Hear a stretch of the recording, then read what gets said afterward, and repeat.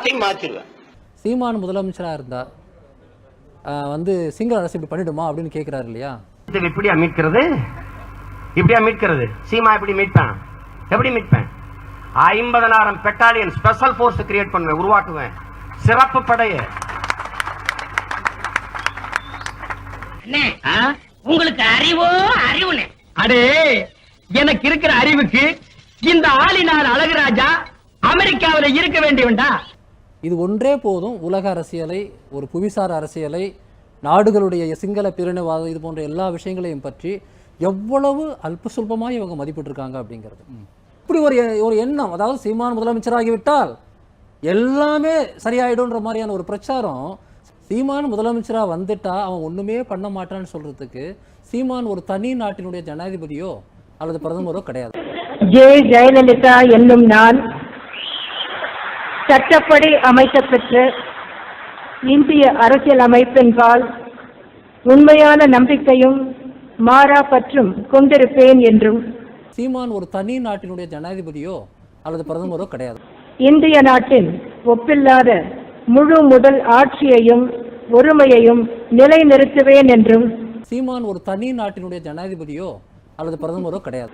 அரசியல் அமைப்பிற்கும் சட்டத்திற்கும் இணங்க அச்சமும் ஒருதலை சார்பும் இன்றி விருப்பு வெறுப்பை விலக்கி பலதரப்பட்ட மக்கள் அனைவருக்கும் நேர்மையானதை செய்வேன் என்றும் ஆண்டவன் மீது ஆணையிட்டு உறுதிமொழிகிறேன்.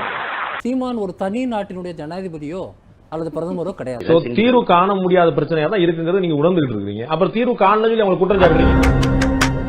நான் கேட்கறது கச்சத்தீவு பிரச்சனை இல்ல, முல்லை பெரியாறுல காவிரில துரோகம் செஞ்சுட்டாங்கன்னு சொல்றீங்கல்ல, அதுக்கு ஒரு தீர்வு நீங்க சொல்லுங்க. நான் கேட்க பதில் தெரியாதவன்கிட்ட கேள்வி கேட்டா கூட தேடி பூச்சி ஏதாவது தப்பாவது பதில் சொல்லுவான். எனக்கு கேள்வியே தெரியாத நான் யாரு? வெறும் டுபாக்கூர்.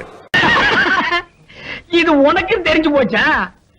தமிழ்நாடு அரசு முற்றியவே மாத்திடுவேன். வடிவேல் மாதிரி எல்லாம் வீரெல்லாம் பேசுவாங்க, ஒரு கோடு வர கிழிச்சிருவாங்க. இந்த கோட்டை தாண்டி நானும் வரமாட்டேன், நீயும் வரக்கூடாது, பேச்சு பேச்சாதான் இருக்கணும் அப்படின்னு சொல்லிட்டு ரொம்ப சத்தமா சொல்லி அவன் ஏதாவது இந்திய அரசு உளவுத்துறைக்காரங்க எங்க திருப்பி பார்த்தானா பி கேர்ஃபுல் என்ன சொன்னேன் அப்படிங்கிற பாணியில தான் இருக்கு இவங்க வீரம். தலைநகரே மாத்திரு. உங்களால மயிரை கூட புடுங்க முடியாது.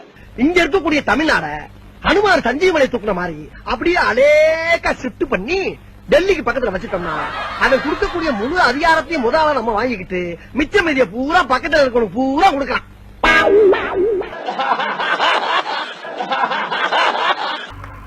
ஆயுதங்களோட கொண்டு குவிப்பேன், ஒரே ராத்திரியில இறக்குவேன், சுத்தி நின்னுக்குவேன், இந்திய தேசிய கொடி ஏத்துவேன், பக்கத்துல தமிழ் தேசிய கொடியும் ஏத்துவேன்.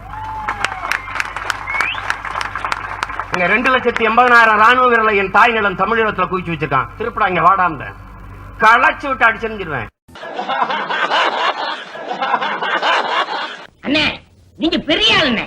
உனக்கு தெரியுது, நம்ம ஊர் ஜனங்களுக்கு தெரியலையே. அம்மா, அக்கா, தங்கச்சி, அழகராஜ் என்ன ஒரு கெட்டிக்காரரு, பெண்ட் எடுக்கிறதுல வீல் நிமித்துறதுல ஒரு வல்லவரு, அவரு ஒரு நல்லவரு, இப்படி எல்லாம் போய் சொல்லணும். டேய், நான் ஒரு சிற்பி மாதிரிடா. எப்படி செதுக்கிறேன் பாத்தியா? மூடவும் முடியாது. சீமான் ஒரு தனி நாட்டினுடைய ஜனாதிபதியோ அல்லது பிரதமரோ கிடையாது. ஆட்சிக்கு வந்தால் இந்த சமூக கொடுமைகளை எல்லாம் வேறுடன் அகற்றுவோம் என்று உறுதியாக.